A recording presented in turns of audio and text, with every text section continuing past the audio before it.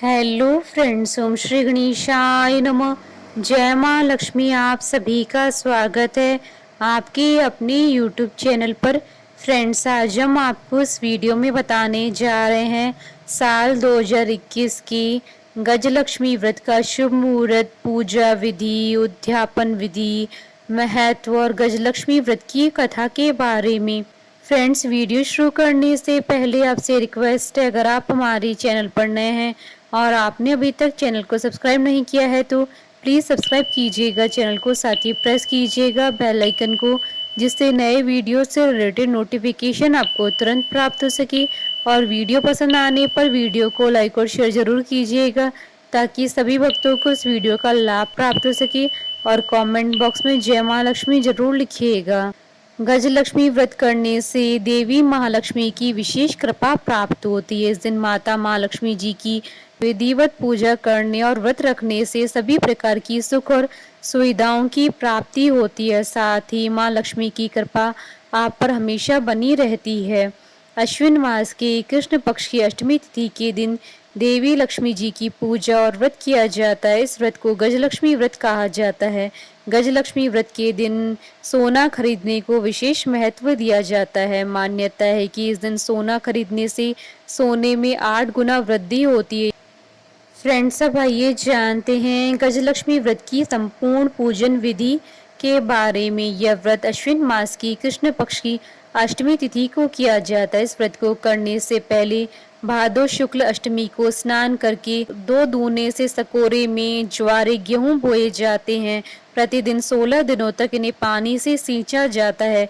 ज्वारे बोने के दिन ही कच्चे सूत के धागे से 16 तार का एक डोरा बनाएं। डोरे की लंबाई इतनी ले कि आसानी से गले में पहन सके। इस डोरे में थोड़ी थोड़ी दूरी पर 16 गिठाने लगाएं और हल्दी से पीला करके पूजा के स्थान पर रखें तथा प्रतिदिन 16 दूब और 16 गेहूं चढ़ाकर पूजन करें। अश्विन मास के कृष्ण पक्ष की अष्टमी के दिन उपवास रखें। स्नान के बाद पूर्ण श्रृंगार करें। 18 मुट्ठी गेहूं के आटे से 18 मीठी पूड़ी बनाएं। आटे का एक दीपक बनाकर 16 पूड़ियों के ऊपर रखें। दीपक में एक घी की बत्ती रखें। शेष 2 पूड़ी महालक्ष्मी जी को चढ़ाने के लिए रखें। पूजन करते समय इस दीपक को जलाएं तथा कथा पूरी होने तक दीपक जलते रहना चाहिए। अखंड ज्योति का एक और दीपक अलग से जलाकर रखें। पूजन के पश्चात इन्हीं 16 पूड़ी को बिये अर्थात सेवैया की खीर या मीठे दही से खाते हैं। इस व्रत में नमक नहीं खाते हैं। इन 16 पूड़ी को पति पत्नी या पुत्र ही खाएं, अन्य किसी को न दें। मिट्टी का एक हाथी बनाएं या कुम्हार से बनवा ले जिस पर माँ लक्ष्मी जी की मूर्ति बैठी हो। सायंकाल जिस स्थान पर पूजन करना हो उसे गोबर से लीप कर पवित्र करें। रंगोली बनाकर बाजोड़ पर लाल वस्त्र बिछाकर हाथी को रखें। तांबे का एक कलश जल से भरकर चौकी के सामने रखें।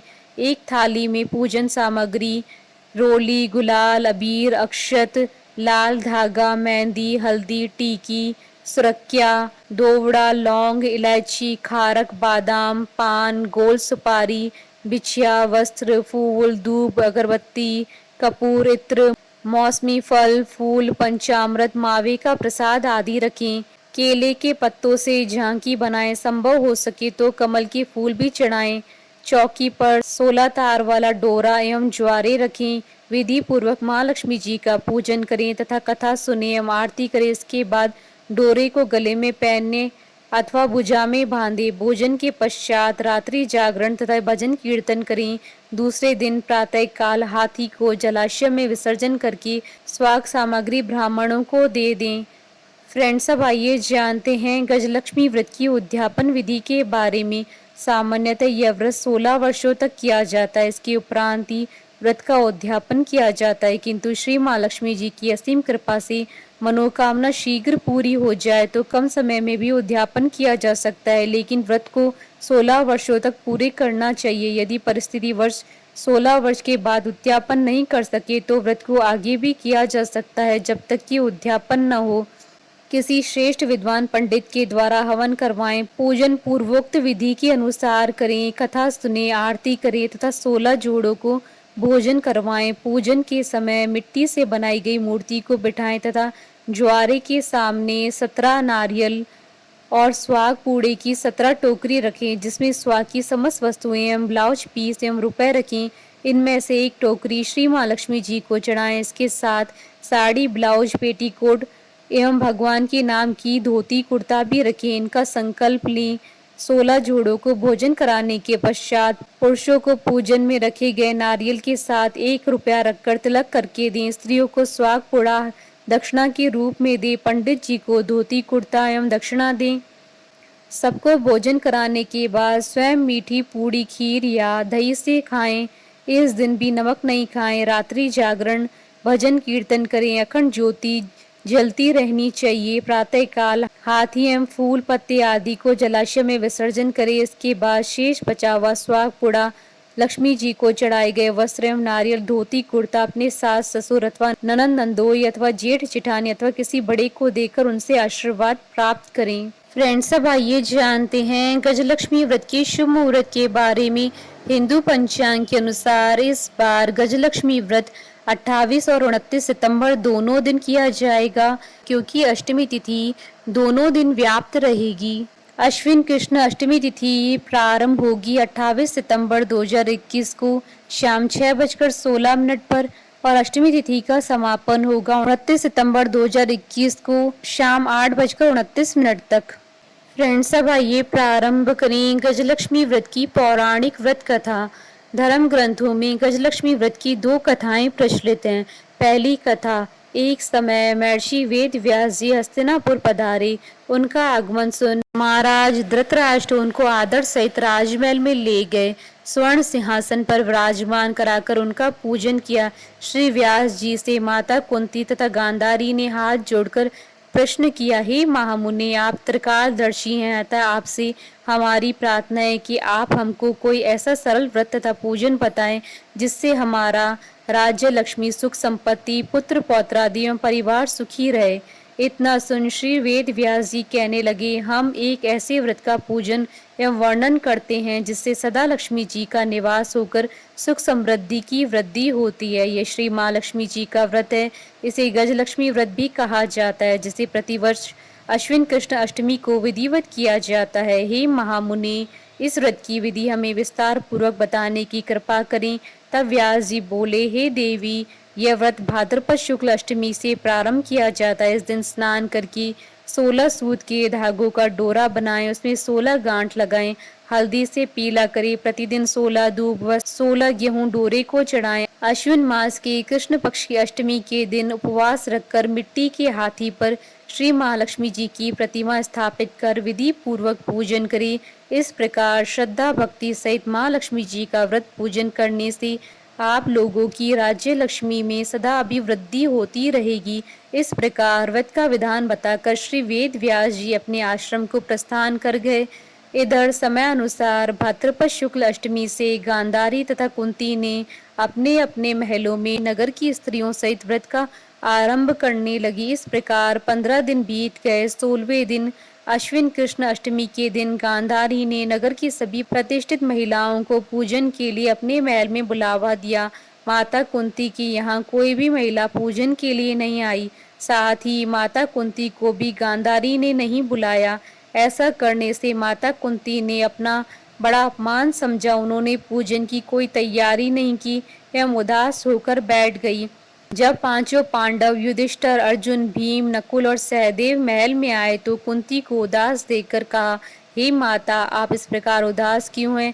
आपने पूजन की तैयारी क्यों नहीं की? तब माता कुंती ने कहा, हे पुत्र, आज माँ लक्ष्मी जी के व्रत का उत्सव गांधारी के महल में मनाया जा रहा है।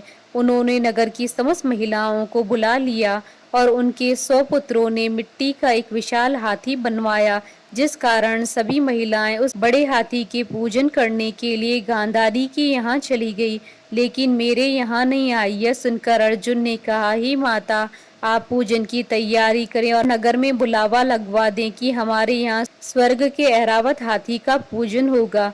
इधर माता कुंती ने नगर में ढिंडोरा पिटवा दिया और पूजा की विशाल तैयारी होने लगी। उधर अर्जुन ने बाण के द्वारा स्वर्ग से ऐरावत हाथी को बुला लिया। इधर सारे नगर में शोर मच गया कि कुंती के महल में स्वर्ग से इंद्र का ऐरावत हाथी पृथ्वी पर उतारकर पूजा जाएगा। समाचार को सुनकर नगर के सभी नर नारी बालक एवं वृद्धों की भीड़ एकत्रित होने लगी। उधर गांधारी के महल में हलचल मच गई। वहां एकत्र हुई सभी महिलाएं अपनी अपनी थालियां लेकर कुंती के महल की ओर जाने लगी। देखते ही देखते कुंती का सारा महल ठसाठस भर गया। माता कुंती ने ऐरावत को खड़ा करने हेतु अनेक रंगों के चौक पुरवाकर नवीन रेशमी वस्त्र बिछवा दिए। नगरवासी स्वागत की तैयारी में फूल माला बीर गुलाल केसर हाथों में लिए पंक्तिबद्ध खड़े थे। जब स्वर्ग से ऐरावत हाथी पृथ्वी पर उतरने लगा तो उसके आभूषणों की ध्वनि गूंजने लगी। ऐरावत के दर्शन होते ही जय जयकार के नारे लगने लगे। सायंकाल के समय इंद्र का भेजा हुआ हाथी ऐरावत माता कुंती के भवन के चौक में उतर आया। तब सब नर नारियों ने पुष्पमाला बीर गुलाल केसर आदि सुगंधित पदार्थ चढ़ाकर उनका स्वागत किया। राज्य पुरोहित द्वारा ऐरावत पर माँ लक्ष्मी जी की मूर्ति स्थापित करके वेद मंत्रोच्चारण द्वारा पूजन किया गया। नगर वासियों ने भी माँ लक्ष्मी जी का पूजन किया। फिर अनेक प्रकार के पकवान लेकर ऐरावत को खिलाया और यमुना का जल उसे पिलाया। राज्य पुरोहित द्वारा स्वस्ति वाचन करके महिलाओं द्वारा माँ लक्ष्मी जी का पूजन कराया गया। 16 गांठों वाला डोरा लक्ष्मी जी को चढ़ाकर अपने अपने हाथों में बांध लिया। ब्राह्मणों को भोजन कराया गया। दक्षिणा के रूप में स्वर्ण आभूषण वस्त्र आदि दिए गए। तत्पश्चात महिलाओं ने मिलकर मधुर संगीत लहरियों के साथ भजन कीर्तन कर संपूर्ण रात्रि माँ लक्ष्मी का व्रत जागरण किया। दूसरे दिन प्रातः राज्य पुरोहित द्वारा वेद मंत्रोच्चार के साथ जलाशय में माँ लक्ष्मी जी की मूर्ति का विसर्जन किया गया। फिर ऐरावत को विदा कर इंद्रलोक को भेज दिया गया। इस प्रकार जो स्त्रियां श्री माँ लक्ष्मी जी का विधि पूर्वक व्रत एवं पूजन करती हैं उनके घर धन धान्य से पूर्ण रहते हैं तथा उनके घर माँ लक्ष्मी जी सदा निवास करती है। इस हेतु माँ लक्ष्मी जी की स्तुति अवश्य बोलें। स्तुति इस प्रकार है। महालक्ष्मी नमस्तुभ्यं सुरेश्वरी हरिप्रिये नमस्तुभ्यं दयानिधे। दूसरी कथा। प्राचीन काल में एक नगर में एक बहुत ही गरीब ब्राह्मण रहा करता था। वह ब्राह्मण पूरी श्रद्धा से भगवान विष्णु जी की पूजा किया करता था। उसकी पूजा और भक्ति से प्रसन्न होकर उसे भगवान श्री हरि विष्णु जी ने दर्शन दिया और ब्राह्मण से अपनी मनोकामना मांगने के लिए कहा। जिसके बाद ब्राह्मण ने लक्ष्मी जी का निवास अपने घर होने की इच्छा जाहिर की। यह सुनकर भगवान विष्णु जी ने माता लक्ष्मी जी की प्राप्ति का मार्ग ब्राह्मण को बता दिया। उन्होंने बताया कि मंदिर के सामने एक स्त्री आती है जो यहाँ आकर उपलेप थापती है। तुम उसे अपने घर आने का आमंत्रण देना। वही स्त्री देवी महालक्ष्मी है। किसी भी शुभ मुहूर्त में लक्ष्मी जी के आने के बाद तुम्हारा घर धन और धान्य से भर जाएगा। यह कहकर भगवान विष्णु चले गए। अगले दिन वह ब्राह्मण ब्रह्म मुहूर्त में ही जाकर मंदिर के सामने बैठ गया। जिस समय लक्ष्मी जी उपले थापने के लिए आगे आई तो ब्राह्मण ने उनसे अपने घर आने का निवेदन किया। ब्राह्मण की बात सुनकर लक्ष्मी जी समझ गई कि यह सब भगवान विष्णु जी के कहने पर हुआ है। लक्ष्मी जी ने ब्राह्मण से कहा कि तुम महालक्ष्मी व्रत करो और 16 दिनों तक व्रत करने और 16वें दिन रात्रि को चंद्रमा को अर्घ्य देने से तुम्हारा मनोरथ सिद्ध होगा। ब्राह्मण ने देवी के कहे अनुसार व्रत और पूजन किया और देवी को उत्तर दिशा की ओर मुख करके पुकारा। लक्ष्मी जी ने अपना वचन पूरा किया। उसी दिन से इस व्रत को पूरे विधि विधान के साथ किया जाने लगा। बोलिए माता महालक्ष्मी जी की जय। हमारे साथ इस वीडियो में अंत तक बने रहने के लिए आपका धन्यवाद। ओम श्री गणेशाय नमः। जय मां लक्ष्मी।